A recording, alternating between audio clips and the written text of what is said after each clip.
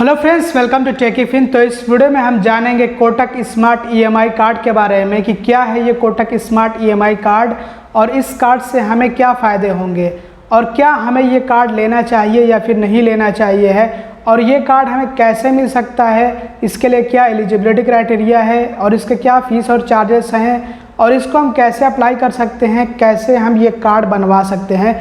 तो आप लोगों को इस वीडियो से पूरी जानकारी मिल जाने वाली है कोटक महिंद्रा बैंक के स्मार्ट ईएमआई कार्ड के बारे में। अब आइए वीडियो टॉपिक की तरफ बढ़ते हैं और जानते हैं कि क्या है ये कोटक स्मार्ट ईएमआई कार्ड। तो जैसा कि इसके नाम से ही आपको पता लग रहा होगा, स्मार्ट ईएमआई कार्ड मतलब कि एक ऐसा कार्ड है जिससे आप ईएमआई पे प्रोडक्ट्स परचेस कर सकते हैं। तो कोटक स्मार्ट ईएमआई कार्ड बनाया गया है ईएमआई पे प्रोडक्ट्स परचेस करने के लिए या फिर ईएमआई पे सर्विसेज परचेस करने के लिए। वैसे तो ज़्यादातर प्रोडक्ट्स ही मिलते हैं और कोटक महिंद्रा बैंक के 40,000 से भी ज़्यादा पार्टनर स्टोर्स हैं, मतलब कि इनकी पार्टनरशिप 40,000 से भी ज़्यादा मर्चेंट्स के साथ में है। तो अगर किसी के पास कोटक स्मार्ट ईएमआई कार्ड होता है तो उसके यूजेज और एक्सेप्टेबिलिटी को लेकर के कोई भी दिक्कत नहीं होने वाली है, क्योंकि यहाँ पे काफ़ी सारे मर्चेंट्स हैं जो कि कोटक स्मार्ट ईएमआई कार्ड को एक्सेप्ट करते हैं। इसके अलावा अगर नो कॉस्ट ईएमआई की फैसिलिटी लेनी हो तो वो भी हम ले सकते हैं। नो कॉस्ट ईएमआई का मतलब होता है कि एक ऐसा ईएमआई जिस पे हमें कोई इंटरेस्ट चार्ज ना देना हो। तो ये ऑफ़र होता है मर्चेंट की तरफ से। तो अगर कभी को ऑफ़र रहा किसी मर्चेंट की तरफ से तो हमें नो कॉस्ट ईएमआई मिल सकता है इस कार्ड से भी। जैसे हम नॉर्मली डेबिट कार्ड और क्रेडिट कार्ड पे भी ऑफ़र देखते हैं नो कॉस्ट ईएमआई का, तो वैसे ही अगर नो कॉस्ट ईएमआई का ऑफ़र रहा किसी मर्चेंट की तरफ से तो हमें नो कॉस्ट ईएमआई भी मिलेगा। मतलब कि बिना किसी इंटरेस्ट चार्ज के हम ईएमआई पे प्रोडक्ट परचेस कर सकते हैं अगर ऑफ़र रहा तब। और इस कार्ड को हम ऑनलाइन और ऑफलाइन दोनों तरह से ही इस्तेमाल कर सकते हैं और इसमें एक प्री अप्रूव्ड लिमिट होती है, मतलब कि आपको बैंक की तरफ से एक लिमिट सैंक्शन की जाती है। उस लिमिट के अंदर ही हम शॉपिंग कर सकते हैं या फिर आप कहिए कि ईएमआई पे प्रोडक्ट्स परचेस कर सकते हैं। तो ये लिमिट मैक्सिमम जा सकती है 15 लाख रुपए तक। तो ये लिमिट जो है डिपेंड करती है क्रेडिट प्रोफाइल पे। जितनी अच्छी क्रेडिट प्रोफाइल होती है उतनी ज़्यादा लिमिट होती है। और जो ईएमआई का टेन्योर है, मतलब कि हम कितने महीनों के लिए ईएमआई कराना चाहते हैं, वो हम खुद से चूज़ कर सकते हैं। तो ये तो हमने समझ लिया कि ये कोटक स्मार्ट ईएमआई कार्ड क्या होता है। अब समझते हैं कि इसके क्या फ़ायदे होते हैं। तो इसका सबसे बड़ा फ़ायदा तो ये है कि अगर हमारे पास कोई भी क्रेडिट कार्ड नहीं है, किसी भी बैंक का कोई सा भी क्रेडिट कार्ड नहीं है और हमें प्रोडक्ट्स परचेस करने हैं ईएमआई पे, हमारे पास पूरे पैसे नहीं हैं, हम ईएमआई पे प्रोडक्ट परचेस करना चाहते हैं, तो ऐसे में ये कार्ड बहुत ज़्यादा मदद करेगा हमारी। तो अगर हमारे पास ये कोटक स्मार्ट ईएमआई कार्ड होता है तो हमें क्रेडिट कार्ड की ज़रूरत नहीं होती है। हम इस स्मार्ट ईएमआई कार्ड से भी प्रोडक्ट ईएमआई पे परचेस कर सकते हैं, ईएमआई बनवा सकते हैं, हमें इसमें कोई दिक्कत नहीं होगी। और क्योंकि इनके 40,000 से भी ज़्यादा पार्टनर स्टोर्स हैं, पार्टनर मर्चेंट्स हैं, तो इसलिए इसके यूजेज और इसकी एक्सेप्टेबिलिटी को भी लेकर हमें कोई इशू नहीं आएगा। हमें ऐसा महसूस नहीं होगा कि इस कार्ड का इस्तेमाल हम कहाँ पे करें, ये तो कहीं एक्सेप्टेड ही नहीं है, क्योंकि इसके इतने ज़्यादा पार्टनर मर्चेंट्स हैं, पार्टनर स्टोर्स हैं, तो हम कहीं पे भी इसका इस्तेमाल कर सकते हैं। इसके अलावा ये क्रेडिट कार्ड के कंपैरिजन में थोड़ी सी आसानी से मिल जाता है। तो अगर हमें क्रेडिट कार्ड ना मिल पा रहा हो तो ऐसे में हम ये कार्ड बनवा सकते हैं अगर हमें ईएमआई पे प्रोडक्ट्स परचेस करने हो तो। इसका जो एप्लीकेशन प्रोसेस है ये भी आसान है, इसमें डॉक्यूमेंट्स हमें कम देने होते हैं। तो ये सारे इसके फ़ायदे हैं। आगे चल करके आपको मैं बताऊंगा कि क्या आपको ये कार्ड लेना चाहिए या फिर नहीं लेना चाहिए। सबसे पहले तो हम ये जान लेते हैं कि ये कार्ड किन लोगों को मिल सकता है, इसके लिए एलिजिबिलिटी क्राइटेरिया क्या है। तो इसके लिए उम्र कम से कम 21 साल और ज़्यादा से ज़्यादा 65 साल होनी चाहिए। ये मैं ऑफलाइन के लिए बता रहा हूँ, लेकिन ऑनलाइन के लिए जो डिजिटल मोड से इसको अप्लाई करेंगे तो उम्र कम से कम 23 साल 23 ईयर्स और ज़्यादा से ज़्यादा 65 साल होनी चाहिए और सिर्फ इंडियंस को ही मिलेगा। इसके लिए एड्रेस प्रूफ की भी ज़रूरत होती है और आइडेंटिटी प्रूफ की भी ज़रूरत होती है।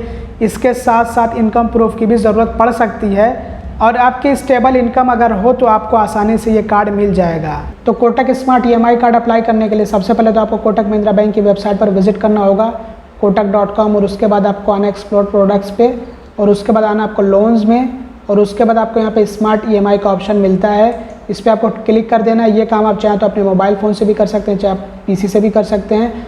और इसके बाद आपको यहाँ पे अप्लाई नाउ वाले ऑप्शन पे आना है और यहाँ पे आपको अपनी डिटेल्स देनी होती हैं।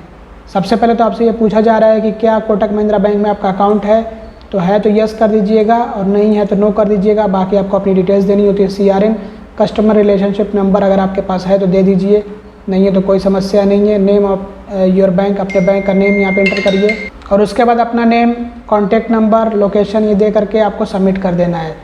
तो ये सारी डिटेल्स आपको फिल करनी होती हैं। इसके अलावा जो Kotak Mahindra bank account holder हैं, जिनके पास कोटक महिंद्रा बैंक अकाउंट है, चाहे कोई सा भी अकाउंट हो, तो उनको ये कार्ड प्री अप्रूव्ड में भी मिल सकता है। प्री अप्रूव्ड में ही ज़्यादातर लोगों को ये कार्ड मिल रहा है, तो आपको भी मिल सकता है। आप चेक कर सकते हैं अपना ऑफ़र। मैंने इस पर वीडियो बना रखा है कि आप कैसे चेक कर सकते हैं ऑफ़र। तो उसके लिए आप आई बटन चेक करिए, आपको आई बटन में यहाँ पे मिल जाएंगे सारे वीडियोस, जितने इंपॉर्टेंट वीडियोस है सारे मिल जाएंगे। और वीडियो के लास्ट में भी आपको वो मैं वीडियो दे दूँगा, स्क्रीन पे आप देखिएगा तो वो वीडियो आएगा, तो वो वीडियो ज़रूर से देख लीजिएगा, जिससे कि आपको पता लग सके कि आप कैसे कोटक महिंद्रा बैंक के प्री अप्रूव्ड ऑफर्स चेक कर सकते हैं, जिसमें क्रेडिट कार्ड का भी ऑफ़र हो सकता है, लोन का भी ऑफ़र हो सकता है और इस स्मार्ट EMI कार्ड का भी ऑफ़र हो सकता है। तो ज़रूर से चेक करिएगा। तो जिनका कोटक महिंद्रा बैंक में अकाउंट है उनको तो कोई टेंशन नहीं है। तो जिनका कोटक महिंद्रा बैंक में अकाउंट है उनको तो बहुत ज़्यादा आसानी होगी ये कार्ड बनवाने में।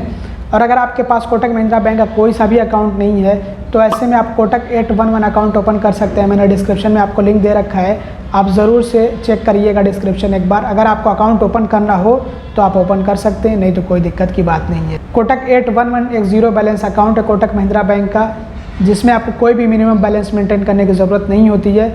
और मुझे भी जो ऑफ़र मिला है वो कोटक 811 अकाउंट पे ही मिला है। मैंने जो चेक करके आपको दिखाया था, तो मुझे लिमिट दिख रही थी 1,25,000 रुपये की। ज़्यादातर यही लिमिट जो है लोगों को देखने को मिलती है। हो सकता है कुछ लोगों को ज़्यादा इससे मिल रही हो, कुछ लोगों को इससे कम मिल रही हो।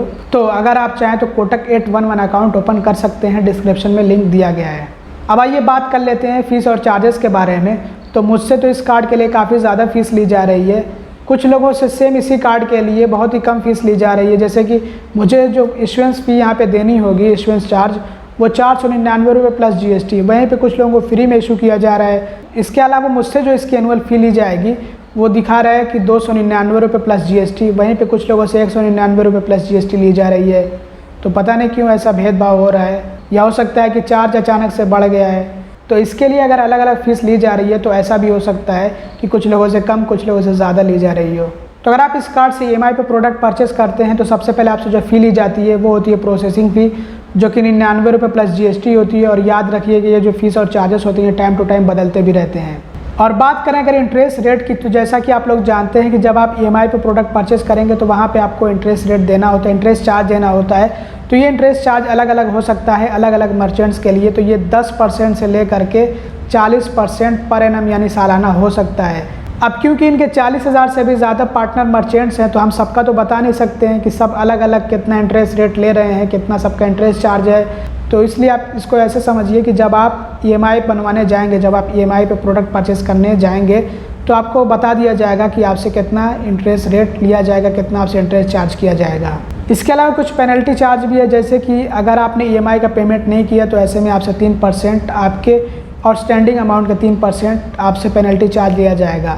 अब ये आउटस्टैंडिंग अमाउंट क्या होता है, इसको बहुत ही आसानी से मैं आप लोगों को समझा दे रहा हूँ एक एग्जांपल के ज़रिए। कि मान लीजिए कि आपने कोई प्रोडक्ट 50,000 रुपये का EMI पे परचेस किया, तो वो प्रोडक्ट तो आपको मिल गया, वो 50,000 रुपये जो उसका प्राइस था वो बैंक ने आप पे कर दिया, मर्चेंट को दे दिया पैसे। अब आपको वो 50,000 रुपये लौटाने हैं EMI पे, मतलब कि किस्त करके अपने बैंक को, या फिर एक साथ लौटाने हैं, जैसे भी लौटाने हो। तो ये जो पैसे लौटाने होते हैं, जैसे कि 50,000 रुपये का मैंने एग्जांपल दिया, तो यही आउटस्टैंडिंग अमाउंट होता है। वो चाहे EMI में लौटाना हो महीने महीने करके या फिर एक बारी करके।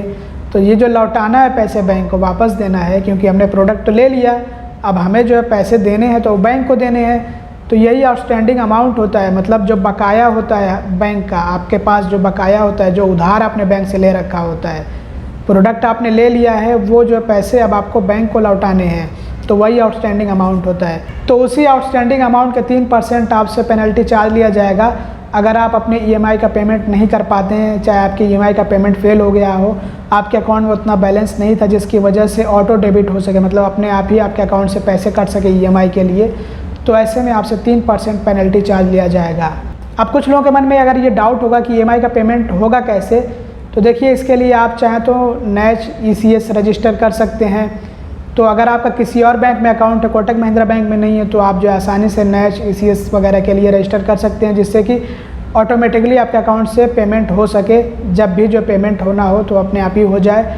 और अगर आपका कोटक महिंद्रा बैंक में अकाउंट है तब तो आप सिंपली ऑटो डेबिट ऑन कर सकते हैं, तो जिससे कि हर महीने आपके अकाउंट से पैसे कटेंगे। अगर आपने EMI कराया हो तो हर महीने आपके अकाउंट से पैसे कटेंगे, और यही पैसे जब नहीं कट पाएंगे, पैसे नहीं होंगे अकाउंट में, तब आपसे पेनल्टी चार्ज 3% लिया जाएगा।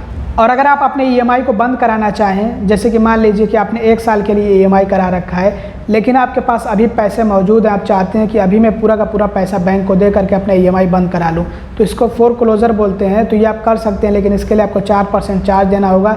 जो आपका आउटस्टैंडिंग अमाउंट होता है उसी का 4% चार्ज आपको देना होगा, तब आप बंद करा सकते हैं। और भी इसके कुछ चार्जेस हैं, लेकिन जो ज़रूरी चार्जेस है वो तो मैंने आप लोगों को बता दिए हैं। और अब बात कर लेते हैं कि क्या ये कार्ड हमें लेना चाहिए या फिर नहीं लेना चाहिए।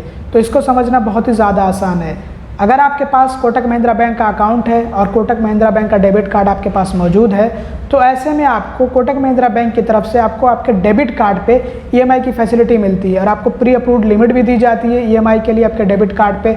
तो आप अपने उस डेबिट कार्ड का इस्तेमाल करके ईएमआई पे प्रोडक्ट परचेस कर सकते हैं। उसके लिए आपको अलग से स्मार्ट ईएमआई कार्ड लेने की ज़रूरत नहीं होगी, ना तो उसके लिए अलग से चार्ज पे करने की ज़रूरत होगी। तो वो तो आप ये काम अपने डेबिट कार्ड से भी कर सकते हैं, अपने कोटक महिंद्रा बैंक के डेबिट कार्ड से, अगर आपके पास कोटक महिंद्रा बैंक का डेबिट कार्ड मौजूद है तो अगर आपके पास स्मार्ट ईएमआई कार्ड का ऑफ़र होगा तो ज़रूर से आपके डेबिट कार्ड पे भी फिर वो कंज्यूमर ड्यूरेबल लोन का ऑफ़र होगा। मतलब कि आप अपने डेबिट कार्ड से ईएमआई कर सकते हैं। सिंपल सी बात बस इतनी है समझने की कि अगर आपको कोटक महिंद्रा बैंक की तरफ से इस स्मार्ट ईएमआई कार्ड का ऑफ़र मिल रहा है, तो ये भी आप जान लीजिए कि आपके डेबिट कार्ड पे आपको ईएमआई की फैसिलिटी मिल रही है। आपका डेबिट कार्ड एलिजिबल है ईएमआई के लिए और लिमिट भी सेम आपको उतनी ही मिलेगी आपके डेबिट कार्ड पे। 1,25,000 रुपये अगर आपको लिमिट दिखाई जा रही हो आपके स्मार्ट ईएमआई कार्ड के लिए, तो आपके डेबिट कार्ड पे भी जो ईएमआई की लिमिट होगी प्री अप्रूव्ड लिमिट, वो भी 1,25,000 रुपये होगी। तो फ़ायदा क्या है उसके लिए अलग से एक स्मार्ट ईएमआई कार्ड बनवाने की, जिसके लिए हमें चार्ज भी देना हो। उससे बेहतर है कि हम जो अपने कोटक महिंद्रा बैंक के डेबिट कार्ड से ही ईएमआई करा लें, उसी से हम ईएमआई का फ़ायदा उठाएं।